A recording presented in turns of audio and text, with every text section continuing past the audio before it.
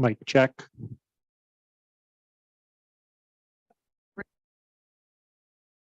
Test.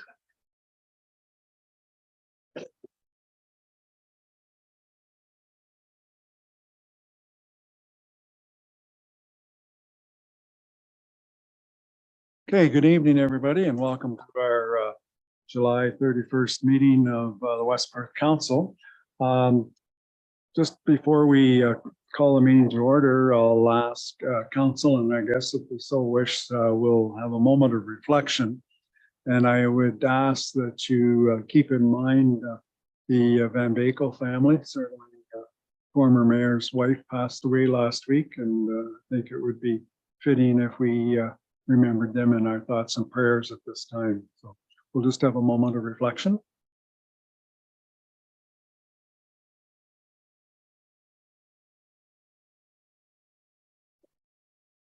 Okay, thank you. All right, so we'll call the meeting to order. The first item of business is the confirmation of the agenda. Is there anything to add to our main agenda? Your worship, we would like to just make an amendment to the closed session agenda. Okay, and we can do that at that time.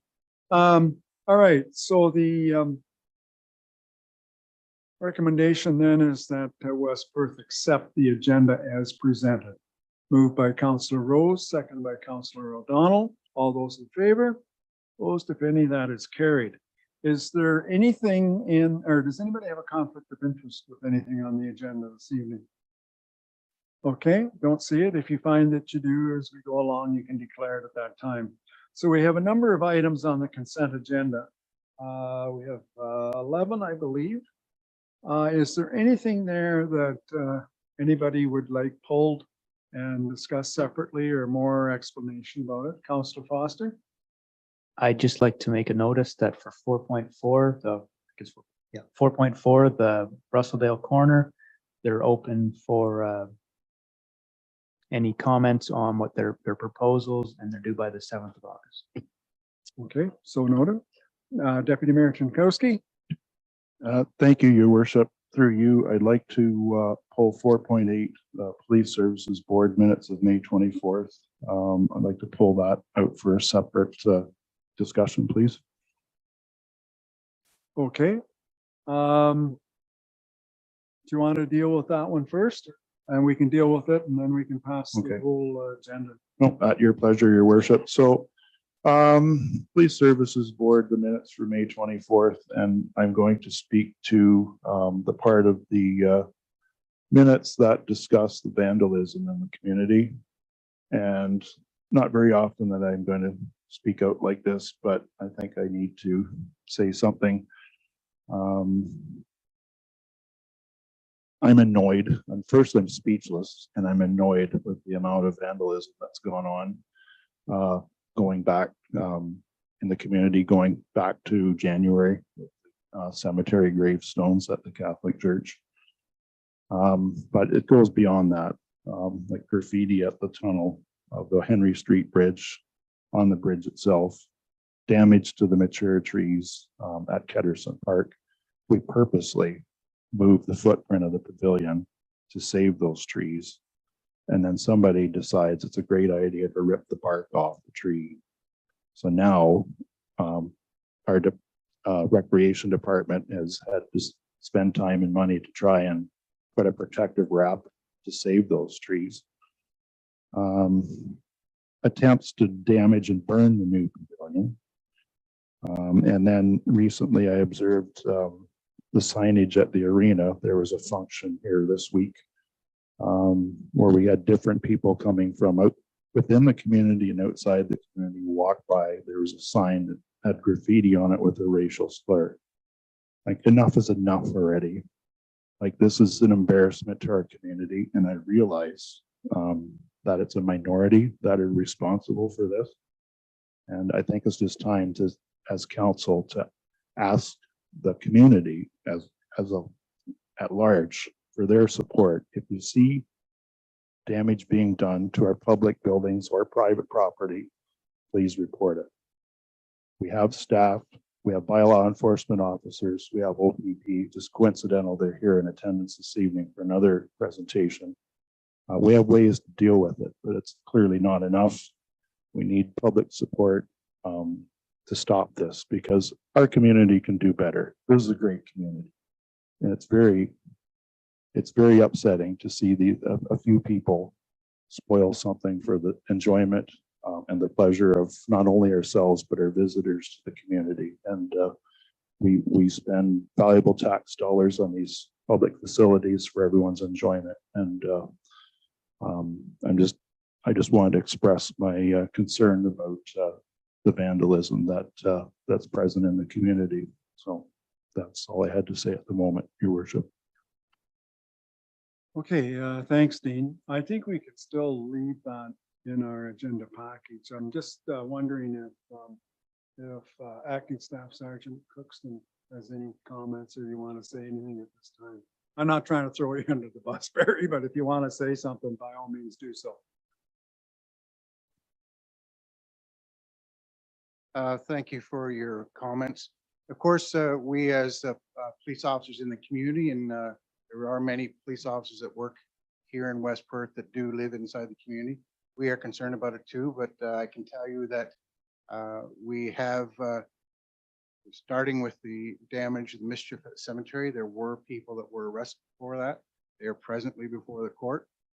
Some of the graffiti at some of the buildings, there was arrests made for that, and we do continue to make arrests. Unfortunately, with the incident where the bark was ripped off the tree, a citizen did observe that, didn't report it for 4 days, and unfortunately, that's where we do as much as we can. But when things don't get reported right away, we're sort of caught behind. But certainly, we do our best to investigate crimes, and a lot of the times with the assistance of cameras that the municipality has installed, we are able to identify people and make arrests. So we continue that, and we continue with patrols in the town. And certainly we're always open to conversation about how we can improve the community. Okay, thanks very much, Barry. And just as a side note, Steve, I don't know whether you want to address it, but like it was brought up at our last Police Services Board meeting on Wednesday, I believe it was, wasn't it, that we had? So that issue was also brought up then. I still think that we can leave that as part of the consent agenda and approve it all at the same time. So we didn't get a mover or seconder for that. No, that's where we're at. So I would at this, is there anything else before we get too far on? Is there anything else anybody wants pulled out of there or an explanation on? Okay, then mover and seconder to approve the consent agenda would be in order. Councillor Foster, Councillor Phelps. Any discussion at all? All those in favor? Opposed, if any? That's carried. Okay, we do have a delegation this evening. We have the Community Safety and Wellbeing Plan Group. Is that what I say, Kim? Does that sound good? And we have Kim McElroy, Greg Skinner, and our own Dan Hobson is also on that committee. So without any further ado, I'll just turn the floor over to you people, and you can go ahead. Just remember to push the what color is it? That button, yeah. A red light will come on. There you go. You got it. Perfect. And I'm just going to push this as advanced. Okay, I think we've got this. So good evening, and thank you for giving us some time on your busy agenda to provide you with an update of the Community Safety and Wellbeing Plan. This plan encompasses the municipalities of North Perth, West Perth, East Perth, Perth South, Stratford, and St. Mary's. As the Director of Social Services, I have the honor of currently being the co-chair of the Community Safety and Wellbeing Plan, and I'm joined by my fellow co-chair, Greg Skinner, the Chief of Police for the Stratford Police Services, as well as the OPP representation is generally Inspector Burrows.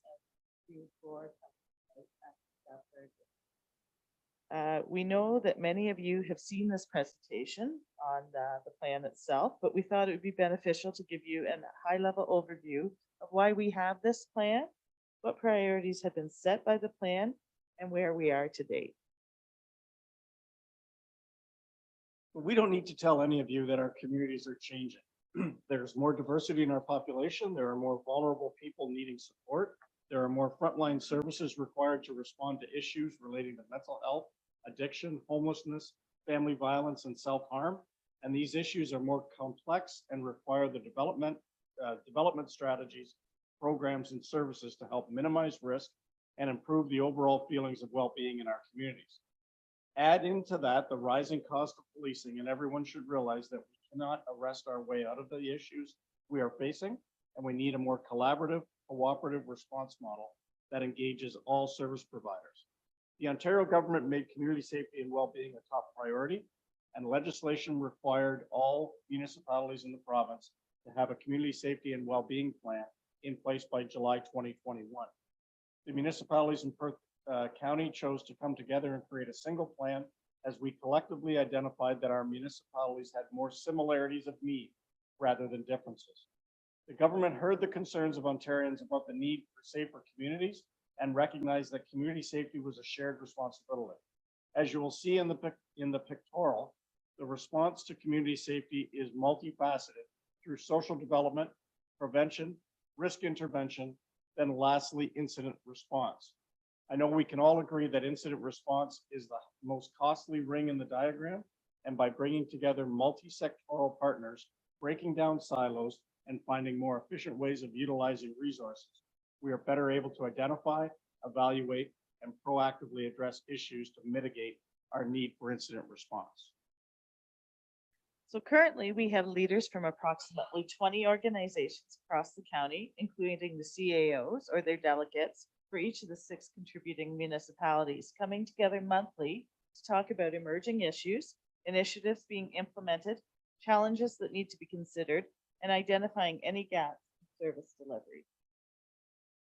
As we progress through the roadmap, the leadership team adheres to our guiding principles. The first year might be best defined as a year of inquiry. We reviewed other existing provincial plans, looked at what community-based data and strategic plans that were already in place, started monthly communications to the community, bringing forth awareness of community safety and well-being topics, and engaged with a wide range of stakeholders living and working in the 6 partner municipalities to hear what the local needs were. Community engagement and feedback played a significant role in the development of this plan, and here's what we heard. That for all residents to feel safe and physically, mentally, and spiritually healthy, their basic needs must be met. That safety and well-being means residents feel they belong, they are welcome, they are respected, and they are connected to others in the community. There are vulnerable individuals and families in our communities who need additional help to enhance the quality of their lives. There are many excellent social, health, and recreational leisure programs and services available to residents in and across the 6 partner municipalities. That not all residents are able to access these services and supports that they need, when they need them, where they need them. So through our consultations and a scan of our community inventory, we were able to identify that many strong community initiatives were already underway to address community safety and well-being plan priorities. Again, one of our key mandates is not to duplicate or recreate existing services, rather identify what programming services are available and educate the public on what is already happening. So the following slides are a reminder of what our priority areas are and our goals and outcomes are for this plan. Number 1 is systems planning and integration. People need to know what services are in our communities, how to access them, and what supports they provide and what prevention strategies are in place. Number 2 is adequate, affordable, and attainable housing. Housing is the number 1 priority we hear in our community today, but it is an oversimplification of the issues to believe that housing alone is going to solve the complex needs of some of our communities. I know we all wonder what the future holds for our children when we look at the increasing cost of housing in our communities. Number 3. Yep. Affordable and accessible health, social, and recreational services. We are living longer, more active in retirement, and having just emerged from the pandemic, craving socialization. Healthcare and transportation are critical to supporting that lifestyle. And number 4 is social inclusion. Canada is the fastest growing country in the G7. We recently surpassed the 40 million population mark, and we are projected to exceed 50 million in another 25 years. A large percentage of that increase in population will result from immigration. Promoting diversity, equity, and inclusion will be positive for Perth County now and into the future. We remain committed to these outcomes, and when reviewing new initiatives that come forward to our Partnership Council, we try to ensure they check the following boxes.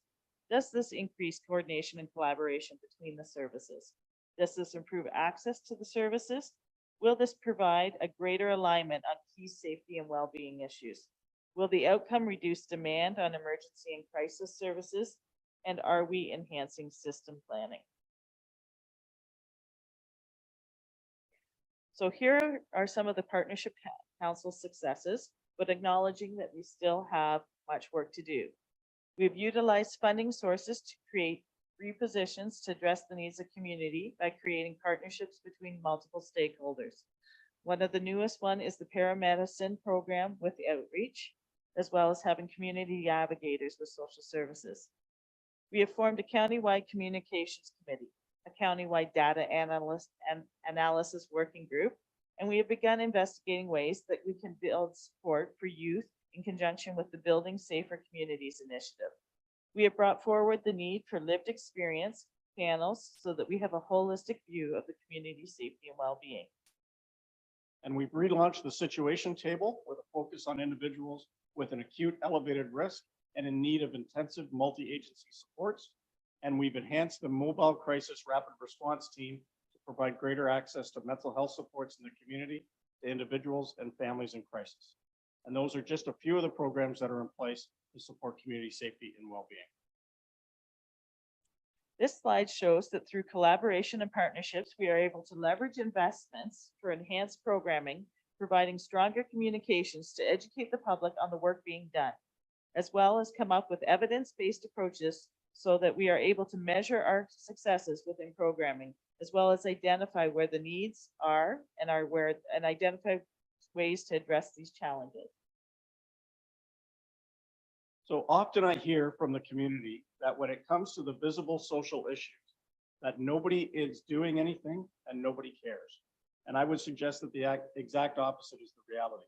Each municipality in Perth County has passionate, committed professionals who are trying very hard to provide support to the most vulnerable members of society. And it is very difficult work that preys on your compassion and can desensitize people to the suffering of others. I would suggest that most of us have experienced family members who have dealt with adversity relating to mental health, addiction, housing insecurity, or family conflict. And if you haven't yet, you most likely will in the coming years. These challenges are not going away, and it's going to take significant resources and expertise coming together to find innovative responses. When I look back on my career in policing, I wasn't going to the same types of calls for service that our frontline workers go to now. And it should cause us to reimagine our service delivery model. And that is what our community safety and well-being plan is meant to do. I want council to know that your people are trying very hard to make a positive difference in this community. They care and are committed to finding efficiencies in an effort to make things better. And I applaud the ingenuity, dedication, and ability to challenge the status quo. So thank you to Dan Hobson for his work on this. And these are some of the successes West Perth have had within the community safety and well-being plan. If I may, Kim, I'll just jump in quick. And I just want to thank council for allowing us to have the community engagement coordinator. Mel's really starting to get her feet wet, and we really view that position as a bridge, not only for council to the public for feedback, but also on the social aspect and making those connections with people. So she's building her network daily here, and we're hoping to see some very positive trends. And I want to thank Kim for all the connections that her team's provided us when we are aware of a situation, whether it's a homelessness matter, a mental health matter, or anything. We generally have one phone call to make, and that's over to her team, and we get help to that individual very fast. And I'd also just thank West Perth OPP for the fraud workshop as well. And you have the safe trade zone that if you look out this window, you can see as well. So I think there's been some great things happening here, and a lot of it is through building those networks and learning what's in the community. So thank you. So now we'll open the floor up to any questions you may have. Okay, anybody have any questions for Kim or Greg? Deputy Mayor Pikowski? Thank you, your worship, through you. Thank you, Kim and Greg, for your presentation and for your leadership in this initiative.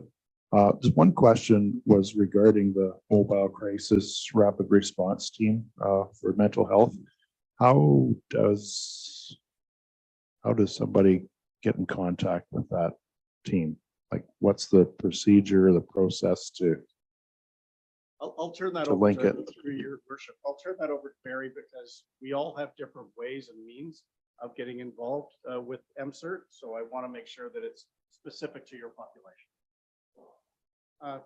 Thank you for the question. So in Perth County, the OPP have an MCERT worker riding with them Monday to Friday during daytime. So if there is there's an officer dedicated to that worker every day. There is something going on wherever in the county, where it's West Perth, North Perth, or East, the MCERT worker goes with that officer to that call. But as well, because we don't have them riding with us weekend, if there is a mental health call for service on the weekend, the officer makes a referral to MCERT, who does a follow-up with that person on the Monday or the Tuesday pickup on. So, okay, thank you. So that's more geared, like you had the graphic, the context of the plan, you have the targets. So the having that person in the car, that's more towards incident response, like the acute situation. Is that correct? Yes, it is, but they're also doing follow-up. There's no calls for service. They're doing follow-up with people that in the community that do require that consultation with the MCERT worker.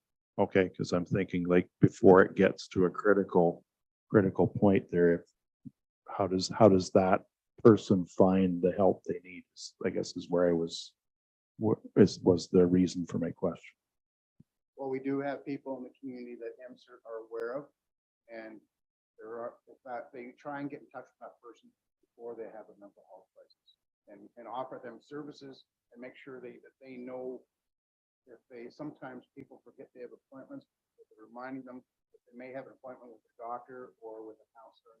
Constantly checking on people to make sure they're doing okay. Yeah, thank you. Just to add on that, our MCERT workers are also doing a lot of work with families. So it's not just dealing with people who are in crisis, it's dealing with people who are living with people who are in crisis. So there's a lot of proactive work that's being done to support people beforehand and through MCERT. And then we also have the crisis intervention teams that are at the hospitals. Your worship, I can just add as well, some of the proactive work is if one of our team is out and we identify a need for MCERT, we may call them in a proactive manner so that we're decriminalizing where it may be a police incident, asking police to bring along MCERT to an incident.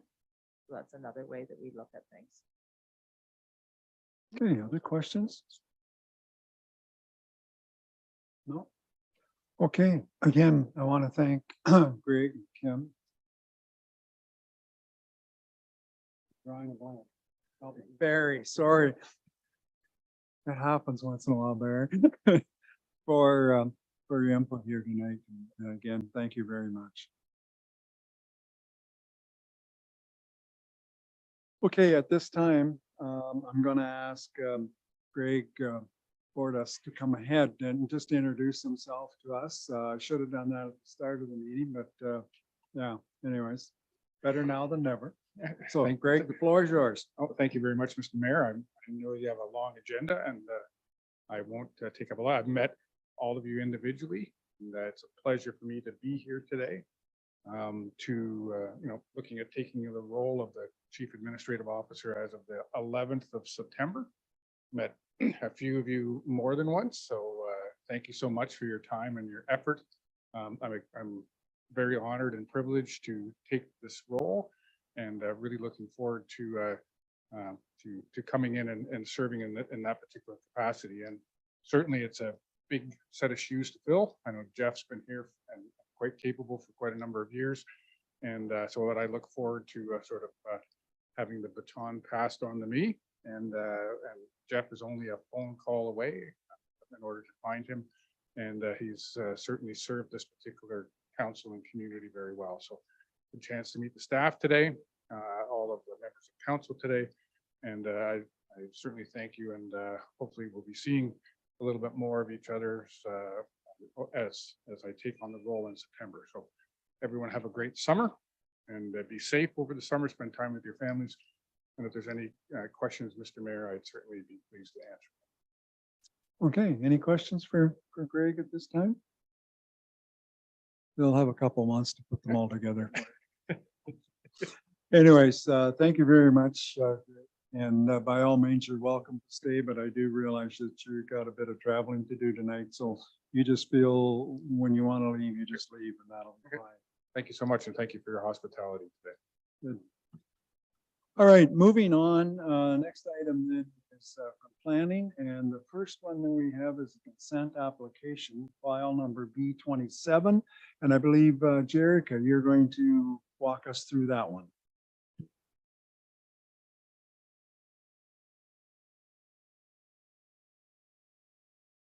Yes, thank you, Mayor and Council. So this is going to be for B27-23. The applicants are K&D Rose Construction Inc. And it is in the community of Mitchell, actually just up the road. If someone had a good arm, they might be able to hit it. And this is a consent application. And what they're wanting to do here is to divide the lot equally to create 2 parcels for single detached dwellings. And for those who are on the previous council, this application may be familiar because it was provisionally approved in 2019 under B07-19 for the exact same application. So what's going on here? All of our consent applications in Perth County come with conditions that need to be met within a certain time period under the Planning Act. In 2019, that year was 1 year. And the house that you see in the image on the screen was in a dilapidated condition and it was tenanted. Of course, what we know what happened after this application was approved was the COVID-19 pandemic.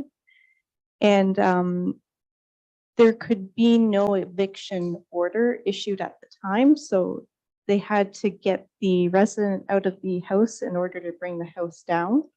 And during that time period, the consent expired.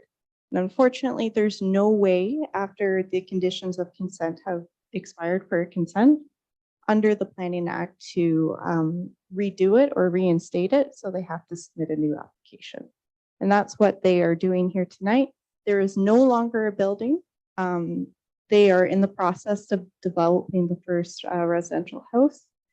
The planning department is still supportive of this application as we were in 2019, since it represents residential intensification of an underutilized lot in our community. So I'm happy to answer any questions. Notice of the application was given on July 4th, and I have not received any comments from the public. Thank you. Okay, thank you, Jerica. Any questions for Jerica on this particular application? Okay, seeing none, we do have a recommendation here. And the recommendation is that the council municipality of West Perth forward the conditions listed in the staff report dated July 31st, 2023 to the County of Perth Land Division Committee for consent application file B27 filed by K&D Rose Construction affecting lands described as Park Lot 9, Registered Plan 339, better known as 207 Wellington Street North in the Mitchell Ward Municipality of West Perth. Do we have a mover and seconder for that? Moved by Councillor Phelps, seconded by Councillor Fournier. All those people in favor? Opposed, if any, that is carried. Thank you, Jerica. All right, the next item we're going to deal with under planning is to deal with section 34 of the Planning Act. Susanna is going to walk us through this one.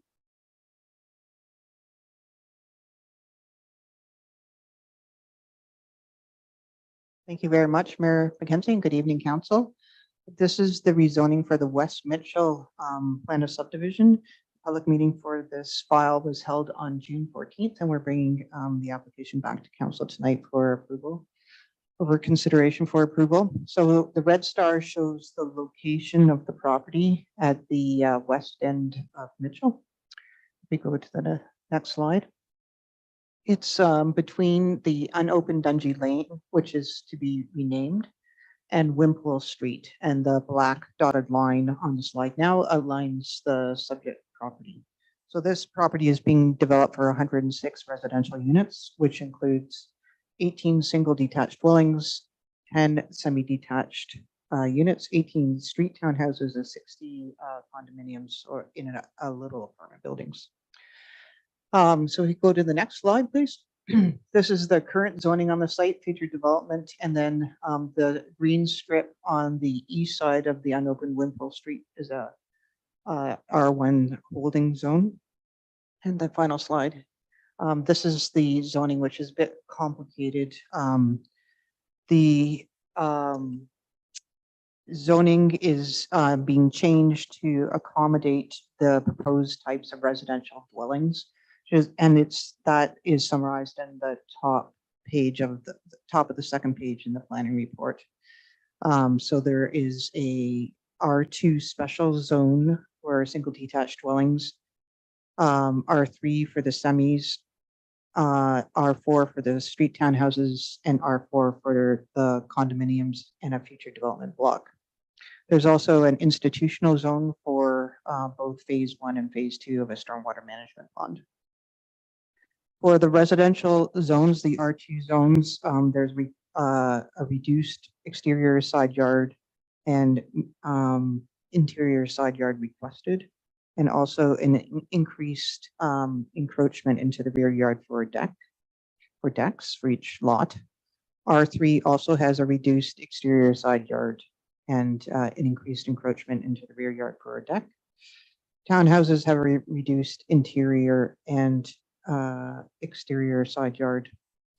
And then the medium density block where the townhouses are proposed sets the minimum rear yard at 7.5 meters and also establishes a minimum distance between the two exterior walls of different buildings facing each other as required by the fire code.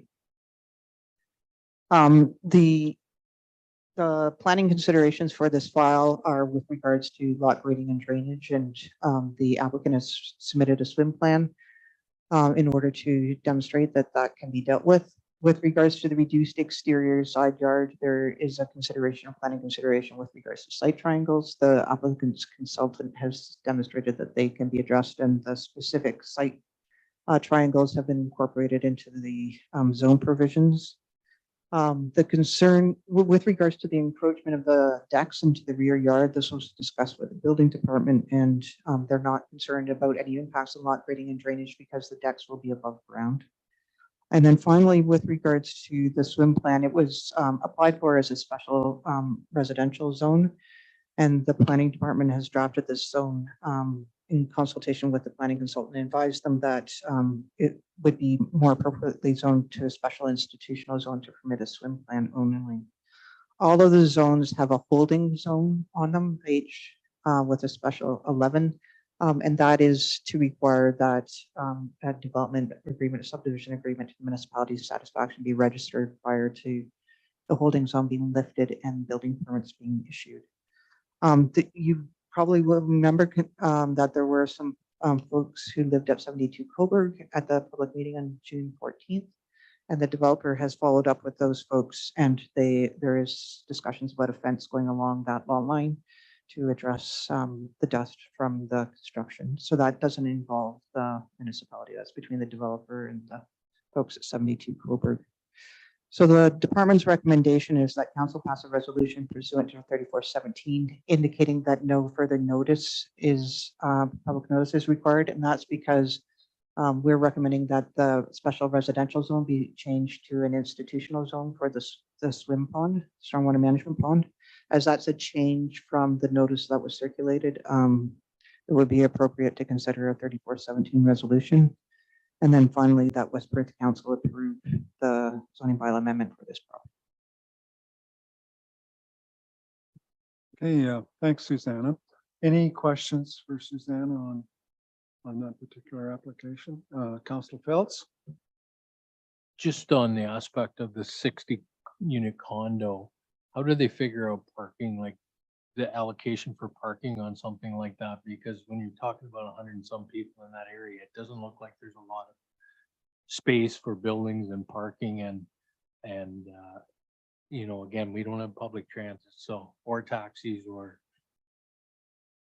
Do you, Mr. Mayor, the application will be required to address the parking require. There hasn't been any request to reduce the parking for that site, so there will be above ground parking for those units as required by the zoning bylaw. I believe it's 1.5 parking space per unit.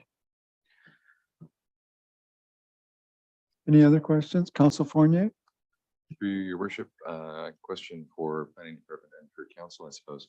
When we do things like amend a bylaw to allow for a deck to extend further into the backyard, would we not also have the information on everyone else here in town that that variance would apply to, and then extend them the courtesy of not having to apply for that sort of thing?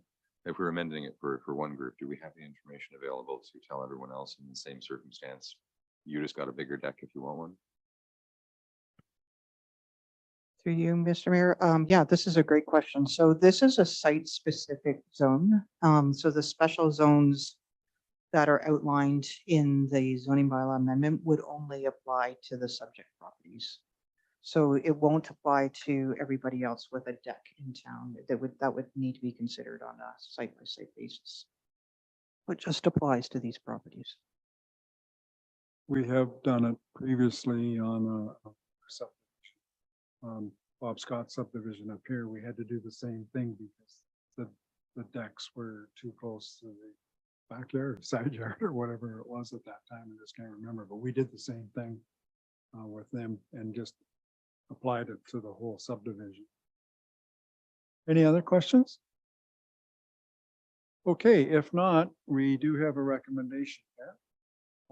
And the recommendation is the West Perth Council pass a resolution pursuant to section 34, subsection 17 of the Planning Act 1990, as amended, stating that no further public notice is required, and that Council Municipality of West Perth approve the zoning bylaw amendment 09-2022 submitted by 2729988 Ontario Inc., West Mitchell Developments, Part Lot 64, all of blocks 22 to 25, registered plan number 532, and part of Park Lot 63 and 66, registered plan 334, Municipality of West Perth. Do we have a mover and seconder for that particular motion? Councillor Duck and Councillor O'Donnell. Thank you. All those in favor? Opposed, if any? That's carried. Thank you, Susanna. All right, moving on. We do have a bit of a report, and Matt, you're doing the permit fee review, I take it? Okay, good. So that's the report under the chief building official, and Matt Burns is here to bring us up to speed about this particular recommendation. Thank you, Your Worship and Council. So just to summarize the information report that we provided, Building Department has contracted BMA management consultants to review our building permit fees. The last time we did this was 2008, so it's been quite some time. We need to provide 21 days notice before we have a public meeting, which we intend to have at the next council meeting. BMA will be there doing a presentation as well. And I don't know if you've had a chance to review the report, but I can answer any questions that you guys might have right now. Questions with regards to that report? I'm assuming everybody had a chance to read it over the weekend. Councillor Foster. What caused 2023's deficit to become so large? Basically, we because we haven't done the review in so long, we've actually gone through most of our reserves so that we were trying to do it before COVID struck, and then it's pushed everything back. So it wasn't the position that we wanted to be in, but we're there now. Other questions? Any comments on our comparators that they used? I don't know. Yeah, we fully expect that, after we do our review and reassess our building permit fees, that we will be a little bit higher than some, especially some in Perth County. But they're in a similar situation that we are, that they're gonna go for a review as well. So things will kind of even out, but we're around the average of what all the comparables were. Okay, thanks, Matt. Any other questions? Councillor Foster again? Get any public comment at all in this one out? We haven't done it yet. Okay. That's part So of that'll come for next. part of why meeting we're then? here now. So 21 days from now will be the next council meeting. And yeah, we haven't heard anything yet. I've kind of quizzed some contractors when I've been out on inspection. And even they've said that we're behind. They like it that way because it's cheaper than some other neighboring municipalities, but it's been long overdue.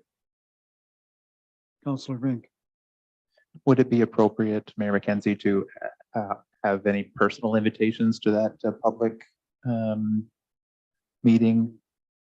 Any groups that specifically it would affect more than others, like Matt suggested, that contractors or? It'll be well advertised, so we'll probably put it up on the town sign, the electronic sign, likely be in the newspaper too. And obviously I'm gonna be telling every contractor when I'm on site too, so it would be no surprise to them. Yeah, it would impact the contractors more so than the average Joe that's gonna put up a steel granary or whatever. So there's no direct communication, like a letter coming out from our office through our main contractors? No, I don't think it's Just required. as they come in? No, I realize that. Yeah, no, we hadn't planned on it, let's put it that way. Yeah, but you're gonna see them when they come in for permits and one thing or That's right. another anyway, so, okay, no, Yep. that's fine. Any other questions or concerns here? Okay, we do have a recommendation here, and it's that the Council Municipality of West Perth receives the building permit fees review information report. Mover and seconder for that, Councillor Rose and Councillor Harold. All those in favor? Opposed, if any? That's carried. Okay, thanks, Matt. Okay, moving on down the list, the next one is the report from our clerk with regards to the Housing Accelerator Fund and the Housing Action Plan. Dan, I'm going to turn it over to you. Thank you, Your Worship. I've prepared a bit of a PowerPoint here to kind of get through the report. I recognize that it's fairly lengthy. Thank you. I guess that saves me saying slide every moment or two. So just bear with Hannah while we get the PowerPoint up. Sorry. Thank you. So I'm here tonight to speak to council on the Housing Accelerator Fund, or HAF as I'll call it fairly quickly. So the HAF is a federal program being administered by CMHC, and it is a grant initiative to increase the housing supply and promote fairly fast development of affordable housing and diverse communities. The main objectives are to build homes faster, speed up the approval process, and develop communities which are complete and diverse, affordable, inclusive, equitable, and low carbon and climate resilient. So by the numbers, the grant is offering approximately $4 billion between 2026 and 2027 for the ending date. There are two funding streams. There's a large stream, which is populations of over 10,000, and there's a small rural stream for populations under 10,000, which is where West Perth would fall into. And I just noted there that the one stream requires 7 initiatives and the small and rural requires 5 initiatives, and we'll unpack that a little bit soon. So a measurable of this grant program is they're targeting 100,000 net new permits for housing. I will actually just back up a moment and say if there's a question at any time, please let me know, and hope to unpack this pretty in depth with you tonight. So the application process for this funding stream is we need to develop a housing action plan. And that's where those initiatives come in. That needs to be council approved. And that's why we're here tonight ultimately. So again, there's a minimum of 5. You're scored on your best 5. And by best, they're talking about the ones that have, I'll say, the most units creation. And as well as they spoke to, have some fast deliverables and some long-term policy changes as well for the future. We need to commit to a housing growth target. So the annual growth rate, and this is a bit of a typo, this is a percentage change in the annual growth rate of over 10%, and as well as an annual growth rate that exceeds 1.1%. And we'll unpack what those numbers look like for West Perth as well. Complete and update a housing needs assessment. So this is actually due in the summer of 2025 through the grant program. We currently do have Watson Associates completing this, and staff are providing them with lots of data right now. And I'll add again that Kim and her team earlier here tonight were able to help with a lot of that, because a lot of it is around affordable housing and homelessness in the community as well. And then obviously through the grant process, there's reporting, and how it works is upon signatures, you get 25% kind of a signing advance, as they're calling it.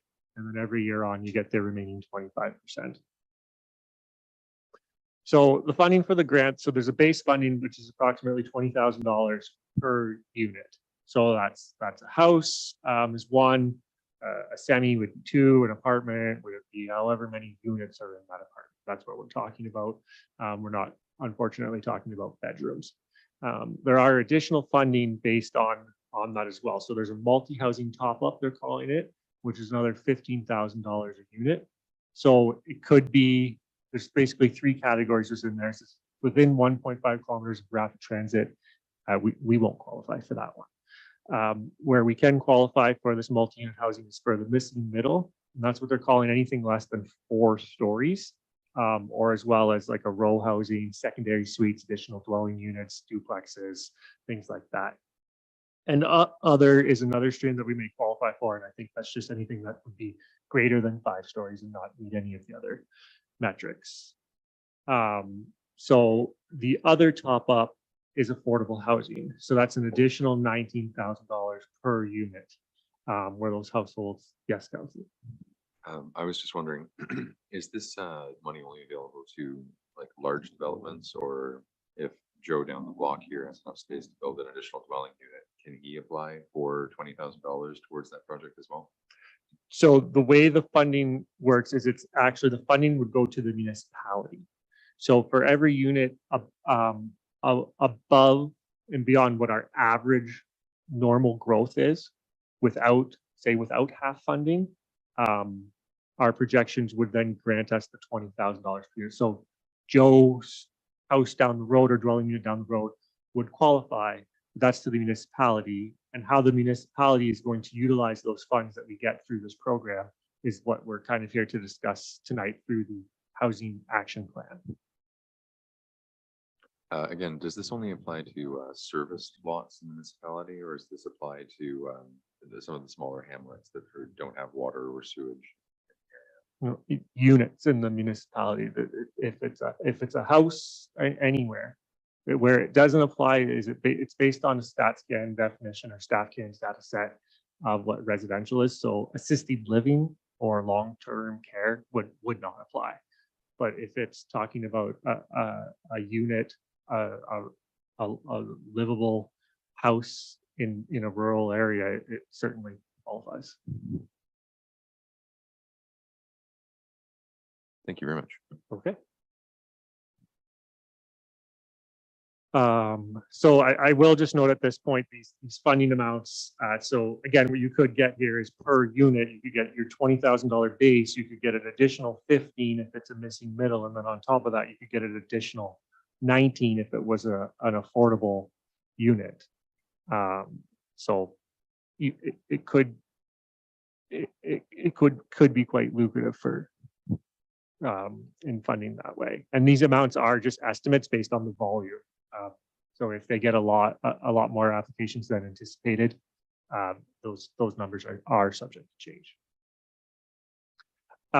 So I just wanted to unpack a little bit about affordable housing. I know we've had some comments on that in the past, and essentially what's going to happen is through our housing needs assessment being done by Watson, we will create a made in West Perth definition of what affordable housing means. I've just highlighted here that CMHC describes that as less than 30% of pre-tax income on adequate shelter, and I provided some numbers. So based on StatsCan information, the median household income in West Perth is $92,000, the approximately $2,300 a month. Anything less than that, and that would be inclusive of mortgage, utilities, and insurance, would qualify then as affordable under that definition. And just provided some other metrics there. So at a living wage, and this is an individual income at living wage of approximately $40,000. You're looking at about $1,000 a month. And if we were to use our LICO or low income cutoff, that's $25,000 for a family of three, or a household, which is our average household in West Perth is a family of three, which the LICO would cover approximately 1.4% of West Perth residents. We're looking at $650 a month for what is affordable. So you can see how right now the definition of affordable, what's affordable for me and affordable for you and Joe down the road are different numbers. It's a moving target. So the use of the funding is quite vast. Essentially, if it's an action plan initiative, you can use the funding towards that, which is why you may want to use more than the minimum 5 action plans. But you can use it for affordable housing, for capital gains related there, housing related infrastructure, or community related infrastructure. Whether that's roads, water, rec, it is quite vast what you can use the money for. And there can be some capacity building. We could use it for a position, or as we'll talk about, incentivizing some of these things later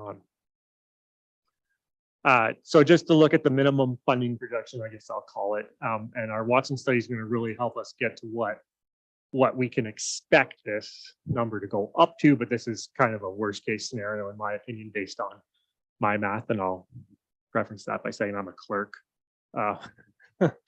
But so without the half, we average about 36 units annually in growth. This is going back for about approximately 6 years. So over the 3-year funding term, that's 108 units. Our growth rate then is 1.03. And we wouldn't really have an annual growth rate change if we just stuck with our averages, and we'd obviously receive no half funding this way.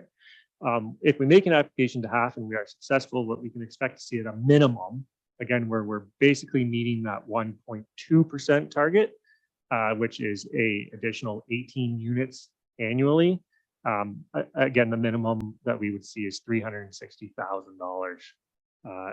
And that's just, again, based on the minimums and us doing what we have to do to meet the minimum target or minimum commitment. So with that, I guess maybe are there any high level questions on the grant itself? Because I would like, yeah.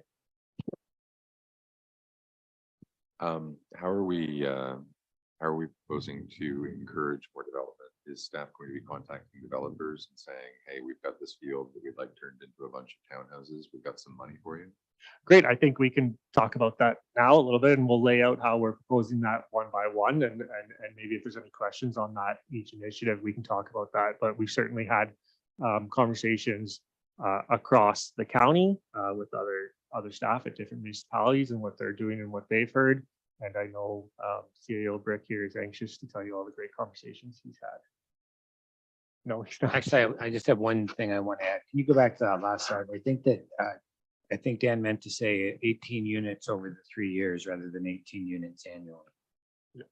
Yeah, 18 units over the 3 years. So it's 6 units annually to make the number. And we can, I think overall to council, I would just say we can anticipate that we've been encouraging, we've been on this project, whether it's been formal or informal for quite some time, encouraging in pre-consultations developers to consider building higher density and more efficient housing, which should make the price lower for a number of years. We have a number of developers who have projects that they are contemplating that are apartment buildings. And we really feel it's rental apartments that we certainly want to incent. And so those conversations have been going on. And being able to offer the additional incentive now to follow up those conversations, we anticipate good success with this project.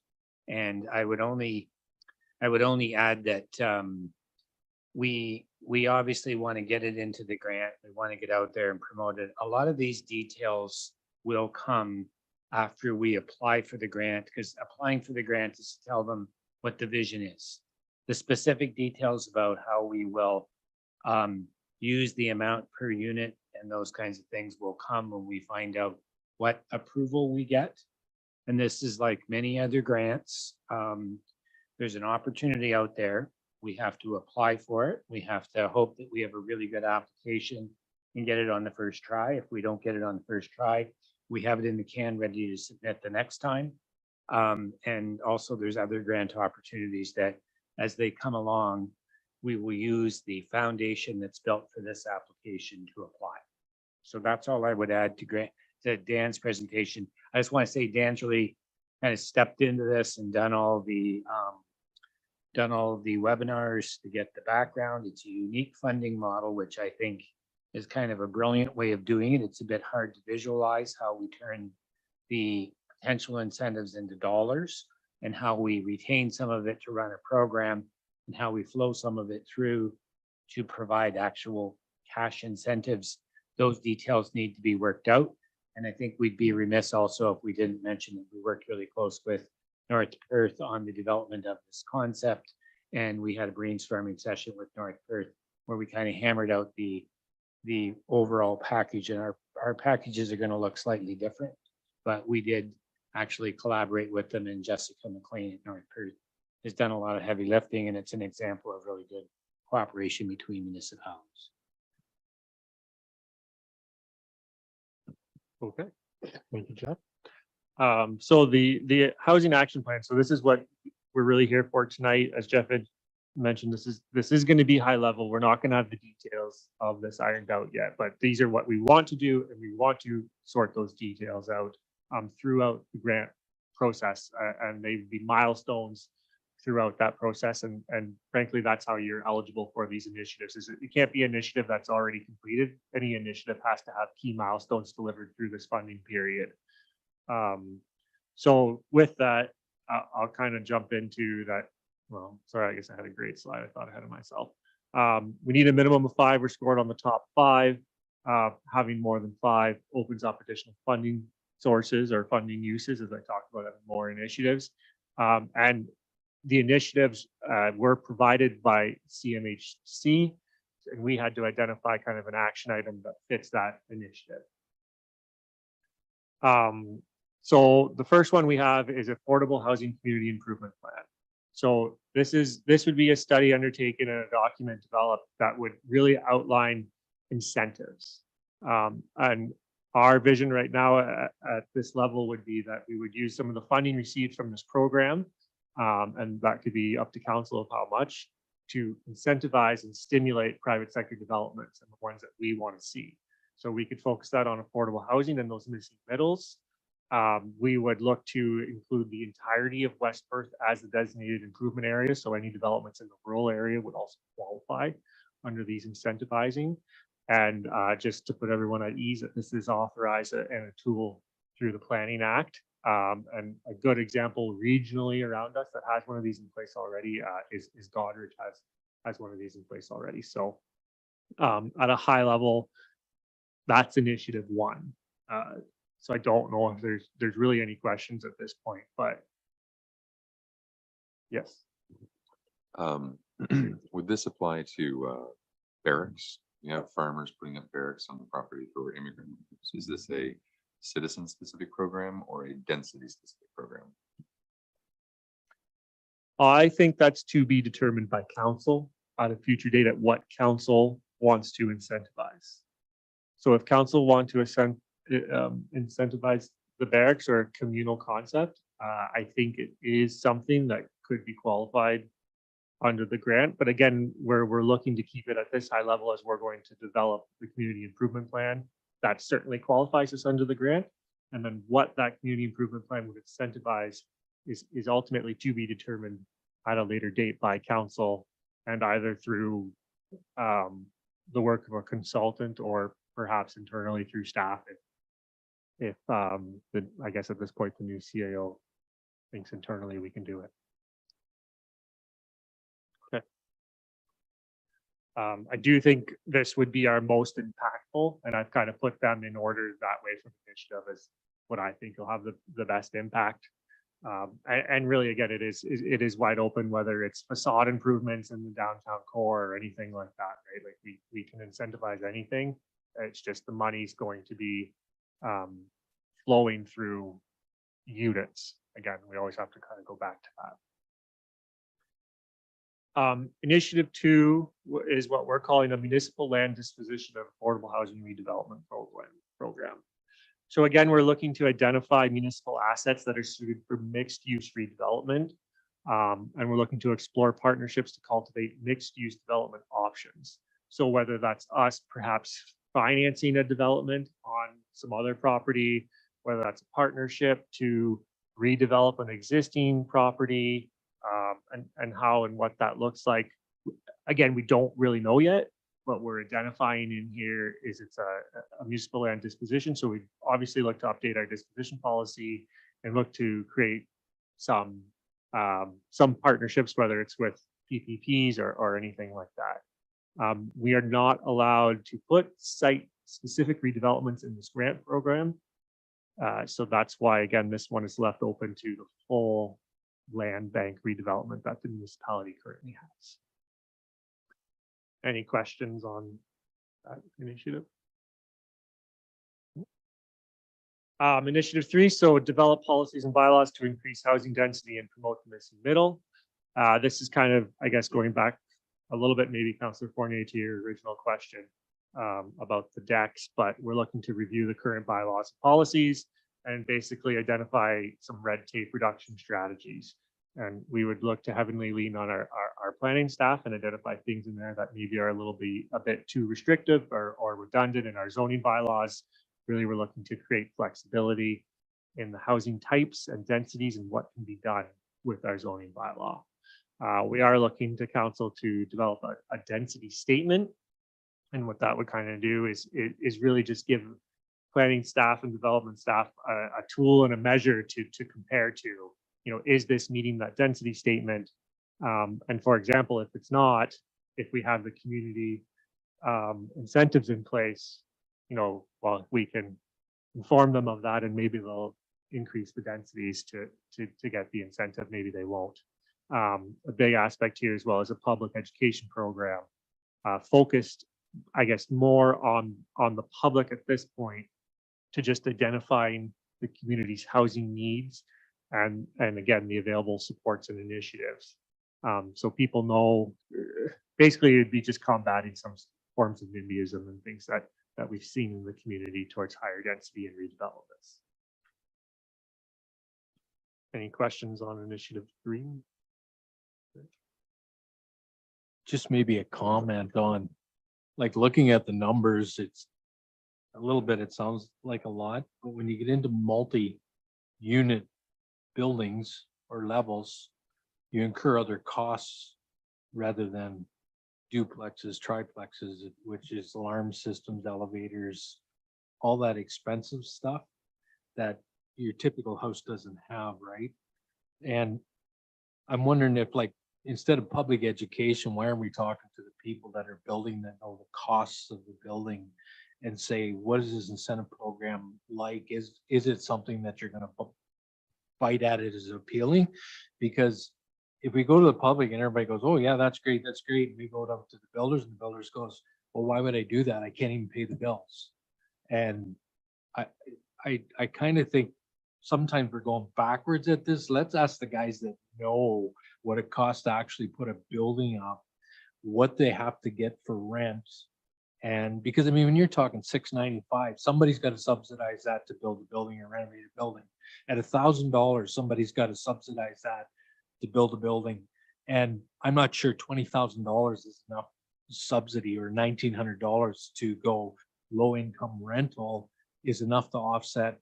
Because the bottom line is, if they're going to put it up, it won't work. because they can't pay the bills.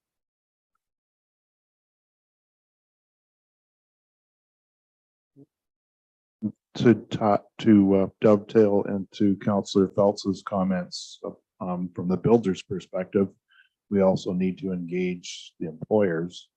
Through my work, through the economic development, portfolio, the employers that we've engaged to date, have made it clear that, there needs to be more housing in West Perth for their workers.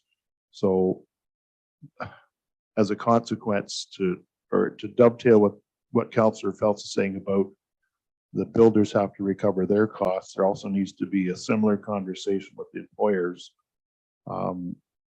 to let them know that there needs to be a minimum threshold for the wages for the workers to be able to afford the dwelling units. So the two, in my mind, go hand in hand. So we need to remember that later on.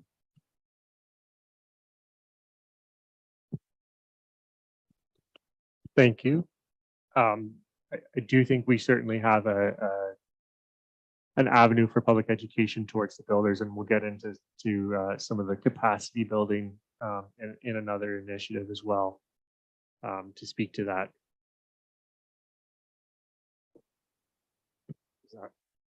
No, sorry.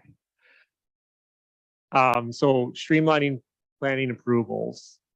So we're looking to just provide some updates and clarification on the process and kind of a revamp of guides that we have.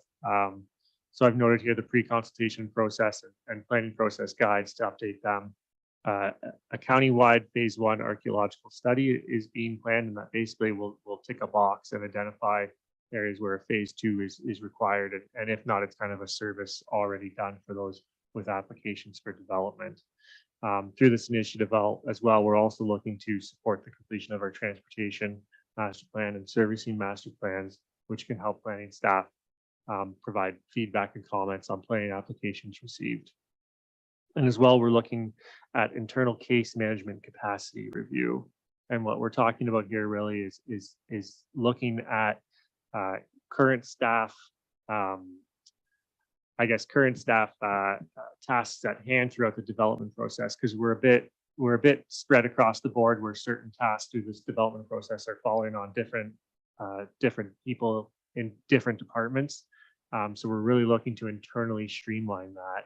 And additionally, where we found quite a few planning processes go off the rails is not so much on internal staff or internal works, but it's on the developer side, where the developer doesn't know the next move, or don't know where to go with this question or how to get this information. They just don't know the process.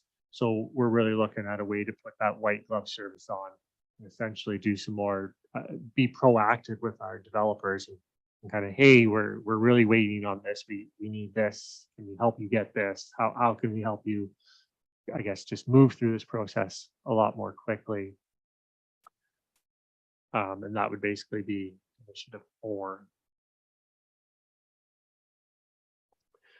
So initiative 5, we've kind of talked about, and council's aware, but we're looking at just using the development charges review. So we're calling it development charges alignment. And I spoke about this earlier, and we're confident with where we are in the process so far that key milestones in this project would be covered throughout this grant process. So we're not, well, technically this one's kind of started. We certainly fit the mold for it being a new initiative.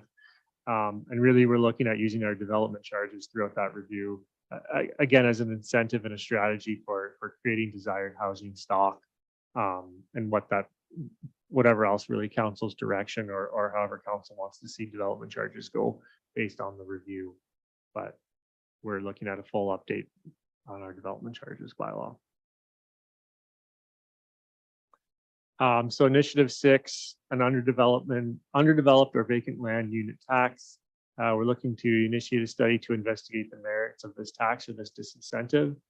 It is something that's used across Ontario and various other municipalities. So one of our initiatives here is to just see if there's any merit for it. And essentially where we're looking really to identify it is almost on density on redevelopment, where if your density doesn't meet the target that council set or council wants to see, there's going to be some disincentive there. Likewise, on the other hand, if your incentive meets it or exceeds it, there may be some incentive there. So that's initiative 6. And then initiative 7, we're calling it a green building and development standards review. So we're looking to review our development standards to ensure there's a desired service level that council and the public are satisfied with already. And then from there, we're looking to incorporate green initiatives. This is coming through our Create a Healthy Environment Greenhouse Reduction Plan. This is the plan that council approved, and this was a action item through that process. And really, we can talk a bit about incentivizing green building standards and what those may look like, and potentially organizing or hosting certain workshops or things like that with the builder community, so they are aware of what these products are out there. But we're more looking at kind of our low impact development strategies or LIDs, rainwater gardens, permeable pavements, heat islands, canopy cover, even just encouraging native trees or native species to be planted when we're reviewing development programs. So that would be initiative 7. That's the last initiative that we have through our housing action plan. So what we're looking for council tonight is some feedback on what's there. Again, recognizing this is all very high level, but these are the things that we want to do following through if we're successful in the grant, in getting into the grant program. Then we can really dive into these and what they all really look like. And tonight we're hoping to get council approval on the West Perth Housing Action Plan for the purposes of applying to the Housing Accelerator Fund, and that council directs staff to apply to the Housing Accelerator Fund. If unsuccessful, I think we would certainly look to bring this Housing Action Plan back to council. So it's not just something we've approved at this point. And, obviously we're relying on the fund or the grant to fund a lot of these projects. So if unsuccessful, we would certainly bring that document back to council for some polishing and maybe some review on what's feasible. Currently, staff are supporting Watson Associates completing the housing needs assessment. So we're hoping to get that done in time, and I'm pretty confident that we will. The grant application is due August 18th. There was not a very large window. Approximately, there's about a month window for this grant. So if you get the feeling that maybe we're scrambling or not, no one knew what it was going to look like. So that's how tight of a timeline we're working on. And then we'd certainly look to report back to council once the housing need assessment is complete and the final grant numbers. Unfortunately, that report back would be following the application date. So we had would have submitted the application and then bring that information back to council just as an update. And that's all I have. Okay, thanks, Dan. A lot of information there. So we'll start off with questions. Councillor Foster. What kind of costs are going to be incurred to prepare all this stuff? Other than the Watson Associates needs assessment, it's been a lot of staff time, and we've certainly prioritized it, and that's why it's here tonight. If council wishes for us to continue to prioritize it, we will. And Jeff can speak to the numbers for Watson, which I think is actually going through the county for approval, so it may change. Yeah, it's a good question. So Dan mentioned it. We weren't anticipating, I think it was widely anticipated in the industry that this application window wouldn't open up until late summer and would be open into the early to mid part of the fall. And they, in their wisdom, opened it in the middle of summer for 6 or 7 weeks. And so I think we, like many other municipalities, got caught not being fully prepared. We've been working extensively with Watson and Associates through the county official plan. They've done very good work for us. And that work has involved collecting a lot of background housing starts, building permit information from the municipalities. And thankfully, we've got all of that to work from as a base. And we had to quickly get on the phone with Watson and see if they could take the data that they had developed for the county OP and support that county official plan process it a little further to be able to be used as our housing needs assessment to support this application. And we could have went into this application without a detailed housing needs assessment. But frankly, I think we put ourselves at such a disadvantage that it was something we couldn't not do. We had to do it. So we started conversations with the county, and the county is considering at their August 3rd meeting if they will use the leftover money they have from their housing committee, which is a small amount of money, and I think around $12,000, and whether they would use a reserve to fund this $49,000 project, which I think greatly benefits all of us for this grant, and it also benefits us in many other ways. You could imagine knowing what our definition of affordability is, being able to give our projections, be able to have much more engaging conversations with our development community about some trends that we think we're seeing, but actually being able to demonstrate that they're really happening, and having the math behind that to say that it's happening will put us in a much better position to have conversations with her Perth Huron home builders and developers. So the price of that report was $49,000. The price was obtained from Watson's in a request from the county. And again, that's for all the county municipalities. It was also obtained. There was a request made by North Perth to another company, and it was BDO, and their quote came in considerably higher, which the inefficiency was they would have had to get a hold of Watson, get all the data that we had, and then process it. So it seems obvious that we would go to Watson's, but we also wanted to test the market and make sure that the price we were getting from Watson's was an appropriate price, and that we weren't sort of being held hostage. And Watson's was also willing to do it within the timeline. So we expect to have the housing needs assessment draft that week of August 18th, and we'll be able to put those housing numbers in our proposal. And that is an automatic 5 points, and we can't leave that 5 points on the table from the perspective of proposal evaluation. And I considered, and I'll just disclose to council, I considered that to be an emergency procurement. We couldn't wait for the county to decide if they're going to do it, and we couldn't leave the project sit until August 3rd without Watson getting started. So both North Perth and West Perth met with Watson and instructed them to proceed. And last week, Perth South and Perth East have both come on and said they need it as well and will pay for their share. And we're still hopeful that the county will fund it out of the county funds, because that calculation of benefit and distribution of the bill using the county system of calculation based on tax assessment is the most effective. And if not, it'll come back to us. If it comes back to us to pay our share, which would be $12,500, we will pay for it out of, I think we'll drop the climate change initiative that we might have done in 2023, because we haven't made any progress there anyway, and we'll use it on this project instead. So I know it's a detailed answer, but I want you to know that we have really thoroughly thought out whether or not we could wait. We kind of evaluate the risk of waiting, and we also really thoroughly thought out whether or not we would go on our own if we had to, concluded that we had to. The dollars are big for this grant, and so I think we can't afford to not apply, and the urgency is high. So it to me seemed like the logical time to make a choice like that.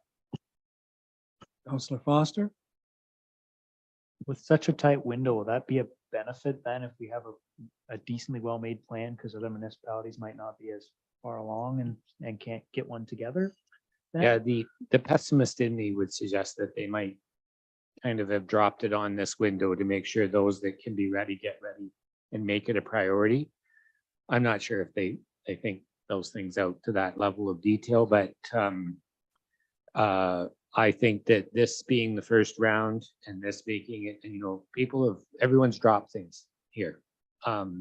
We've had several meetings with a number of management staff that are very busy doing other things in vacation season, and we're making it work.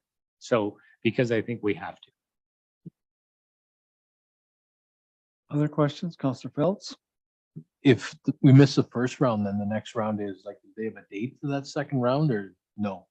There's no guarantee that there will be a second round. I think that based on our experience with previous grant applications like this, there'll be a second round. It's just a matter of how subscribed they are in the first round. And I think Counselor Foster's onto it, that I think you want to get a crack at it the first round and we'll get it as refined as we can, because all the ones that miss on the first round will be coming back at the second round with a refined application.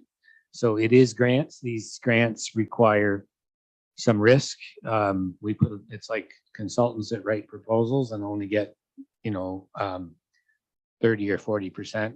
As it would be a high number to be successful on writing proposals. But Dan has put a tremendous amount of time into the webinars. You've seen a whole bunch of keywords and language that are baked into those incentives that are the language that the grant application guidelines want us to use. And that is just clever grant writing, and it takes investment in time to get it done. And it also requires some creativity, which Dan's been putting that in there too. Other questions? Counselor or Deputy Mayor Jankowski. Thanks, your worship, through you. So I guess my question is either to Jeff or Dan. As far as the Watson Associates Needs Assessment Study goes, would it be beneficial to include kind of like as an appendix to demonstrate the need for the housing? Include letters of support or letters from our leading employers that would capture the needs for housing for the workforce in this area? I wouldn't say it would hurt by any means. As Jeff's kind of alluded, it's a very different grant in the sense, and he's talked about the 5 points and everything they have is scored on a point system. So there's no points awarded for support letters. But again, it won't hurt, but it is very much a numbers game at this time where they want units, and the more units you can put forward on your application to your projections, the better points you get. And that's kind of how they're ranking. So I guess I'm just, oh, go ahead, Jeff. Just going to add that I don't think it would hurt, although I think we're putting our energy right into now getting the actual numbers. And I should say that the data that would need to come for those employers is being gathered by the county. We're providing detailed employer-driven metrics in order for us to derive our local definition of affordable and also our local definition of geared to income, so to speak. And those kinds of metrics we think will be what gets us the points. So we don't have to actually go back to them and ask them how many employees and what their wage ranges are. Meredith's team at the county has that, and we're putting that together, but that's a part of our submission. Okay. It's just a thought. Yeah, if it clutters up the grant process, then leave it out. But just thought, and we give them the Watson data, but we also give them like some more empirical proof that there is a definite need. That's what I was thinking about. Okay, any further questions? Nicholas, you were on the webinar, I believe, weren't you? Oh, you weren't. I thought you were. Dean, you were, huh? Yeah. You have any further comments? My only comment is I think we should, I would recommend that we proceed forward with this program. It's our best available opportunity to make improvements to the housing situation in this area. Full stop. Just do whatever we can within our power to make the best grant application possible and see what happens. Ryan, were you on the webinar? Yeah, I was thinking there was somebody else besides Dean. Yeah. Yeah, Any I was as comments? well. I don't have too much to add. Dan covered up really well, and I think on Dean's point, or I'd like to drive home Dean's point as well. I think it's a really good opportunity here that we have, to put an application forward and see what good we can do within the community. And I think it's something that we should be looking to support at this time with council here. Okay, if there's no further questions, then got the recommendation here. That the Council of Municipality of West Perth approves the West Perth Housing Action Plan for the purposes of applying for the Housing Accelerator Fund, and that council directs staff to apply for the Housing Accelerator Fund. And I'll take the Deputy Mayor Pinkowski was going to move it, and Ryan wants to second that. Okay, any further discussion on this? Okay, all those in favor? Opposed, if any? So that's carried. Thank you. All right, brings us down to the correspondence. First item is correspondence from the Mitchell Grizzly Slow Pitch 44th Annual Slow Pitch Tournament being held on August 18th, 19th, and 20th. This is kind of an annual event that we've dealt with. So I'll read the recommendation and then for a mover and seconder. The recommendation is that the Council Municipality of West Perth declare the Mitchell Grizzlies 44th Annual Slow Pitch Tournament held by the Mitchell Grizzlies Slow Pitch Team on August 18th, 19th, and 20th, 2023 to be of a municipal significance and or community significance, and advise the Alcohol and Gaming Commission of Ontario that it has no objection to its taking place. We have a mover and seconder for that. Moved by Councillor Fournier, seconded by Councillor Phelps. All those in favor? Opposed, if any, that's carried. And the next one is Mitchell Hawks. And I'll read the recommendation again. This one is also an annual event that happens, that the Council Municipality of West Perth declares the Mitchell Slow Pitch League year-end tournament held August the 25th, 26th, and 27th to be of municipal significance and or community significance, and advise the Alcohol and Gaming Commission of Ontario that it has no objection to taking place. And I think that was the end of the resolution. Yep. So do we have a mover and seconder for that? Councillor Jessel and Councillor Duck. All those in favor? Opposed, if any? That's carried.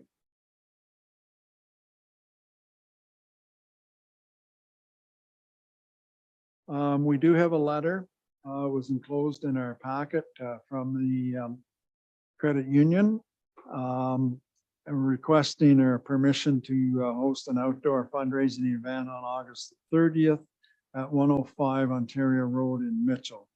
I don't know if you got anything further you want to add, Dan? Yes, thank you, Richard. I would just add that your neighborhood credit union did approach us to see if council wanted to participate in the event.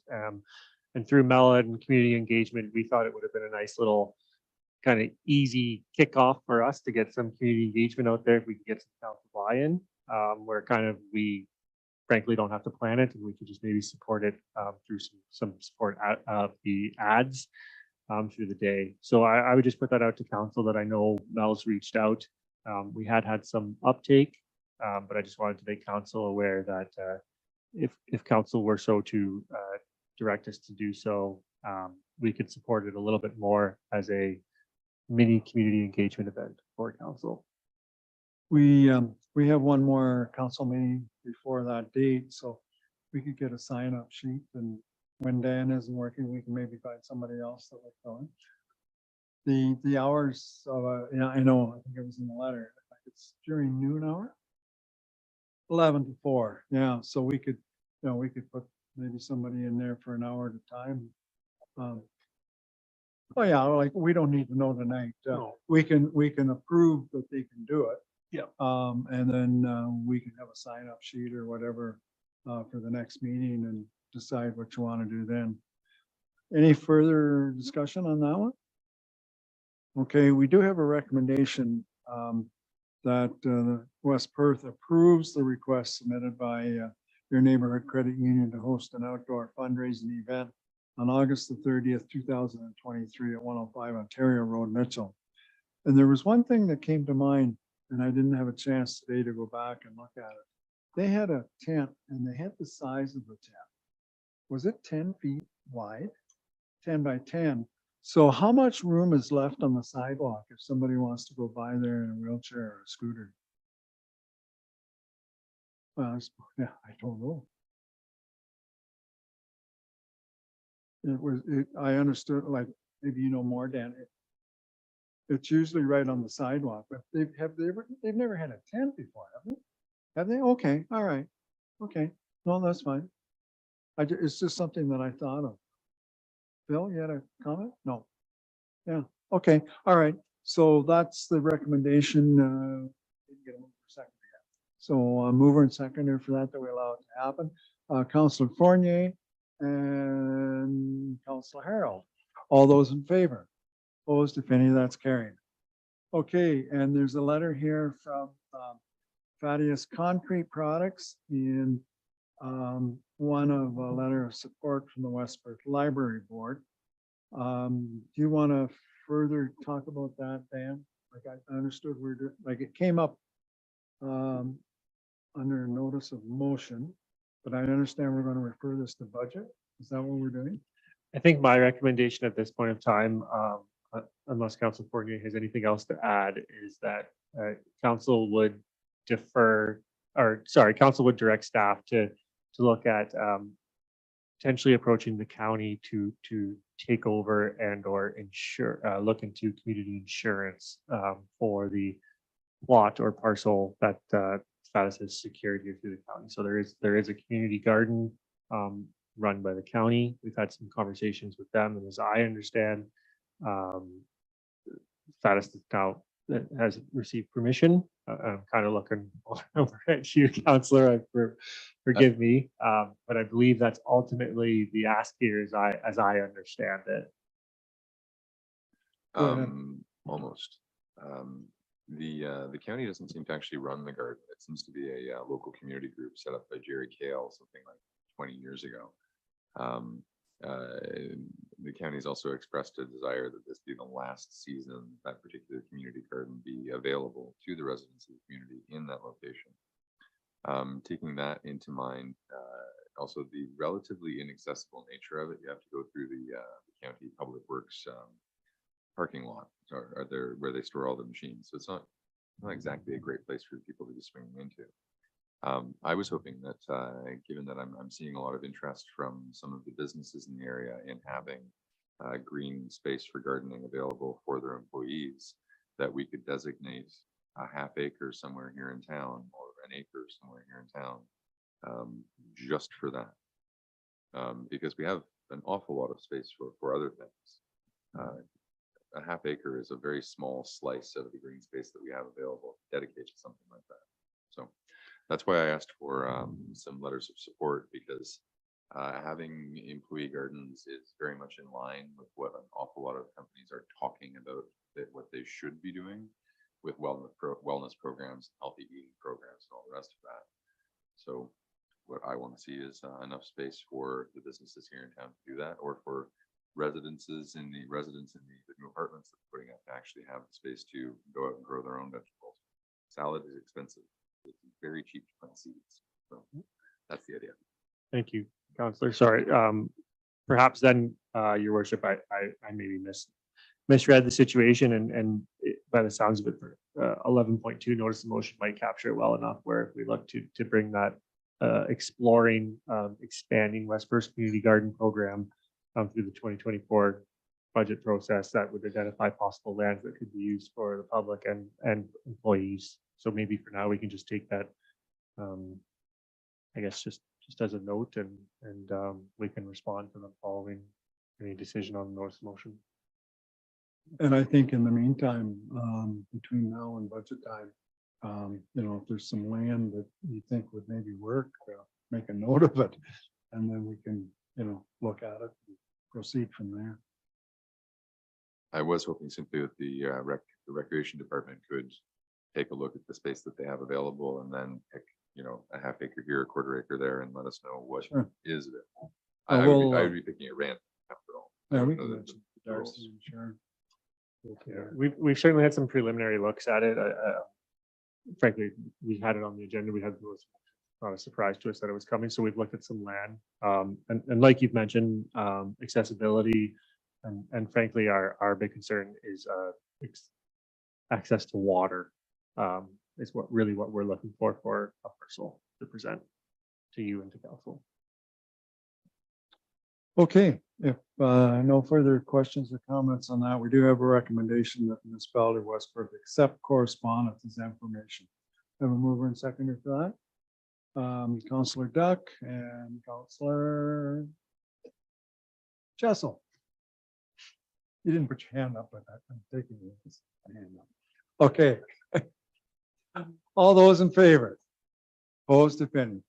Carried. Okay, we don't have any further council reports. Oh, I did mention that. Oh, We had okay, Under sorry. correspondence, that we also had the letter, and they're tied together, so I just took them as kind of as one item. So we don't have any council reports that I'm aware of unless somebody has something they wanted to bring forward. So we have some bylaws, and it's following bylaws. It's bylaw 37 to provide for the appointment of fence viewers. Did you discuss that with those people? No, I no. I guess as an update to council is, we've been suggesting to some members of the community that the fence viewers might be an option to solve some of the problems they're having. So we're really looking to get the appointment of the fence viewers done. So we're ready to go if a application or notice comes into the clerk's department to have it. But Yep. that's really all it is. Yep, okay, well, that's fine. Bylaw 38 is the FIPA designation head and delegation powers. Bylaw 39 is actual costs of maintenance on the Sabo River Municipal Drain, one of the drains that was done. Bylaw number 40, collection of actual costs on the Gardner Drain expansion of 2004. Is that when it was actually done, or was this coming out recently from 2004? Yeah, these are all Municipality of South Huron drains as well. yeah. So we just got the bill. Yep. Bylaw 41 is a bylaw collection of the Stewart Municipal Drain. Pages are sticking tonight.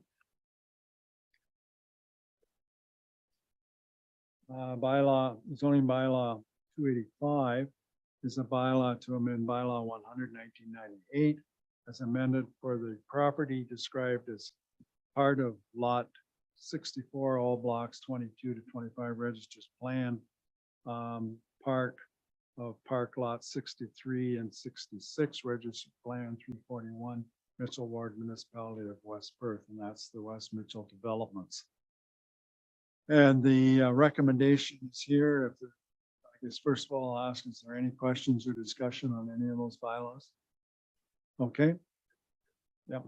The recommendation then is that Municipality of West Perth give first and second reading to bylaw 37, 38, 39, 40, 41, and zoning bylaw amendment 285 is 31st day of July 2023. So moved by Councillor Foster, seconded by Councillor O'Donnell. All those in favor, opposed, if any, that is carried. And the final recommendation that Municipality of West Perth give third and final reading to bylaw 37, 38, 39, 40, 41, and zoning bylaw amendment 285 this 31st day of July. So moved by Councillor Rose, seconded by, this side's a little slack tonight, Councillor Phelps. Any further discussion? All those in favor? Opposed, if any, that's carried. So the notices down here, we have announcements, coming events. So this is just handed tonight, and I have it here. So on August the 6th is Music in the Park. That was the new one that we've added, which will be, this Sunday. And then August the 7th is a holiday, that's the Monday. August the 16th is celebrating the retirement of Station Chief Jim Tubb, who has served our community 42 years. And it is at the fire hall from 5:30 to 7:30 with dinner at 6. And you're to RSP to Karen DeHaan if you want to go to that. So that's on the 16th. The 20th is the second edition of Music in the Park with Randy Satchel. And then also on the 20th, North Logan Cemetery decoration. And then the 21st is our next council meeting. So those are the upcoming events. Notice of motion, two items there from Councillor Fournier. The municipality of West Perth direct the operations manager to investigate the repair of sidewalks and staff as part of the 2024 budget. And that direct staff to explore the expansion of the West Perth Community Gardens program as part of the 2024 budget process. We've kind of talked about that. Other business, Mitchell Fall Fair Parade, wanting to know if we want to put a float in it. And also Mitchell Fair Community Engagement booth. Okay, do you want, like, you're going to want to deal with them tonight? Okay, well, all right, I can back up then. Okay, yeah, we talked about that too, didn't we? I'm sorry. So the first one that I'm backing up to notices of motion that direct the operations manager to investigate the repair of sidewalks and staff as part of the 2024 budget process. Andrew? I should have included Dublin in that as well. It seems like the sidewalks in Staffland, Dublin might not have been looked at since the amalgamation. One particular section in Staff has actually been engulfed by a spruce tree. So there's a whole section you simply can't use. It's a bit of a hazard, especially in the wintertime, because with all the cracks and the tree in the way, you can't exactly shovel it as residents to have access to it for yourselves. And we have residents walking on the highway up the road to, for example, get to the mailbox, and that doesn't seem particularly safe. So yeah, if we could take a look at how much does it cost to repair it, or just simply get it done, it would be very much appreciated. Okay. And then the second one, we've kind of talked about that. I don't think we need to spend any more time on that. Oh, okay, so, all right, so Andrew, you're gonna move that, those, and we'll deal two, you want two motions or one? All right, let's do it as one. So you'll move that. Do we have a seconder for this? I'm doing the two notices of motions, one. Do we have a seconder for that? Over here, okay, take Deputy Mayor Trnkowski, I guess, this time. So any further discussion on this? This is being referred to budget. Sure, I would just quickly offer to council before you vote that we will get to council very quickly here for, I'll call it a wish list or action items such as this. So staff will come to you with the survey or something for some feedback on what you want staff to start looking at to include in the 2024 budget process. So it's there. So I guess keep your list running and we'll get it from you here very shortly. We'll be asking for them. Thank you. So the devil in me says, Andrew, you mentioned Dublin and you mentioned staff, but what about poor Cromarty, the little Scottish settlement to the south? Well, seeing as Staff is actually one of the Scottish islands, I don't know if I'd care to call Cromarty poor unless it's further north. Maybe it's Hebridean rather than simply Scottish. But Cromarty doesn't actually appear to have sidewalks at the moment. Maybe there was. Sidewalks there. Never noticed them driving through. Maybe they're in such rough shape. Well, I that shouldn't say, Nicholas, maybe you, fairly possible. I kind of think there's sidewalks on the one side, is there not?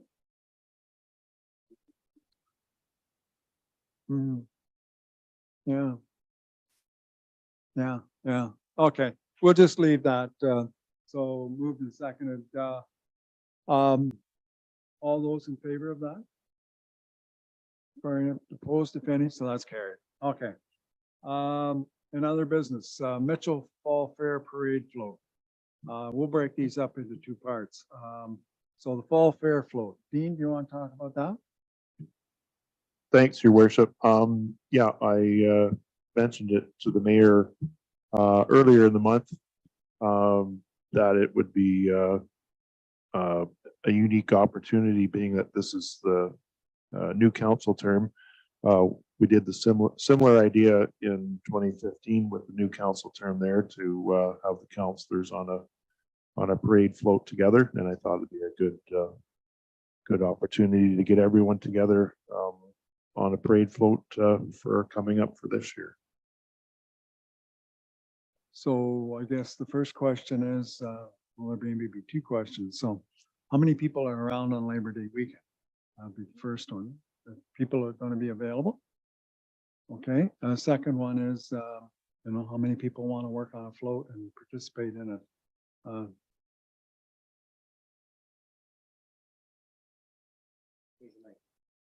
There is a sidewalk in Cromedy. I looked it up on Street View. It's in quite rough shape. Well, that'll end the argue with the mayor. It doesn't go very far. No, so I was pretty sure there was. Okay, back to the float for the fair. Doug? I will be on the homecoming float and working on it, so. We're down one member. Phil, we're down two members. Okay, We could just hook you guys on right behind the main council float. yeah. We can make, Always enough horses. I'm on Henry? the fattest foot. Pardon? I'm on the fattest foot for that. Oh, You're okay. down by 3. We're down three members now. This is kind of like a reverse auction almost. How many would be able to attend? Let's go that way. If you could go, put your hand up. So we've got 1, 2, 3, 4. 5. Yeah, we can take staff. We can open it up to staff and family stuff. That's some conversation too about participating in the construction or decoration of the float. So Okay. And we can talk about that again at our next meeting, but does anybody have a good flat rack that we could use? You got one? You want to use your tractor too? Yeah, that's fine. Okay, all right. It made it through the parade last year, so it's Yeah. good. Yeah, and it was polished up pretty good last year. So yeah, that's fine. Okay, so I'm gonna pass the buck here. I'm gonna let Dean kind of be the one in charge of that, if that's okay. And I'm sure there'll be some office staff. You want to put a skirt or get some stuff to put on the side of the wagon and, a few bills of straw or something like that to sit on, or some chairs, whatever. So, yeah, okay. The next one then is the Mitchell Fair Community Engagement Booth, and I'm not sure what we're talking about. well, I'll take that over. I just wanted to put it to council, maybe for some opinions and feedback, but we're in the same vein of your neighborhood credit union. We were looking at getting some booth space for the Mitchell Fair, and Mel's been working pretty hard on putting together a bit of a program on what that would look like and what we could be at the booth doing and engaging with the community.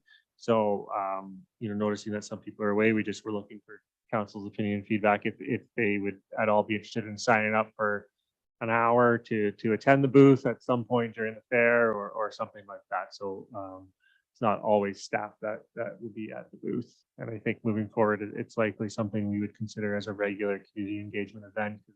One of the bigger events we have in the community, and we feel our community engagement team should be there. Okay, any comments? We're nodding our heads. Yeah, so do you need a motion for that, Dan? If you put it beside the homecoming booth, I could do both Phil and I, so. Noted. I don't think so. It's something we were planning. I just kind of wanted to get it to council to hopefully just know that we're probably going to ask for an hour of your time at some point during that Right. weekend. Okay, all right. Nope, sounds good. Okay, so we do have a closed session tonight. I don't have, oh yeah, I do, yeah, we have under business, we've already discussed that. Does anybody have anything else they want before we go into closed session? Okay, then recommendation here is that the council municipality of West Perth proceed into closed session at 8:51 PM for the purpose of addressing matters related to personal matters. Yeah, that's the same as mine. Personal matters about an identifiable individual, CAO recruitment, labor relations or employee negotiations, executive committee minutes, and proposed or pending acquisition of land, 5912 Frank Street. So we're both good. Okay, so mover and second session, Councillor Rose and Councillor Vink. All those in favor? Opposed, if any, so we're in closed session.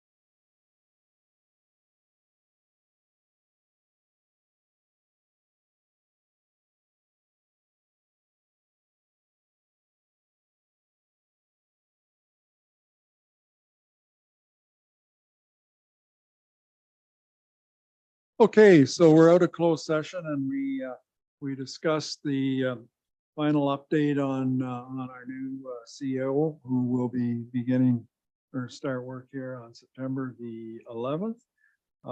We also reviewed the executive minutes and updates with regards to labor relations and personnel matters.